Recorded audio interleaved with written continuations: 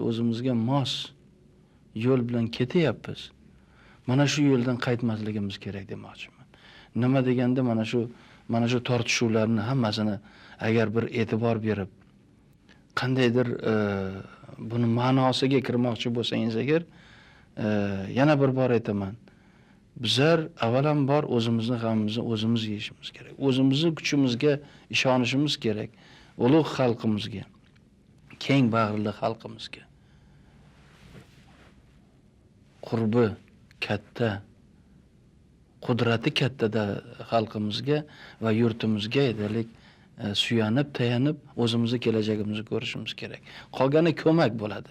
Qolgani yordam bo'ladi. Kim agar o'zini kuchiga ishongan bo'lsa, shu davlatni, shu xalqni hurmati ham katta bo'lar ekan. Agar bittasiga osilib, suyanib agar yuraversang agar uni hurmati bo'lmas ekan. Shuning uchun men maqtanish emas, yana bir bor Alloh taologa ming shukrlar aytamanki, bizlar o'z yo'limizni tanladik. Avvalambor shu xalqimizni dunyo qarashligiga ma'qul yo'lni o'zimizga maqsad qo'ydik.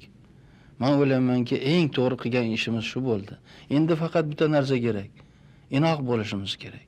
Harakatchan bo'lishimiz kerak. Izlanuvchi bo'lishimiz kerak. O'zimizni mana shu yerimizda bo'lgan imkoniyatlardan to'liq foydalanishimiz kerak. Va yana bir bor aytaman, marra bizlarniki.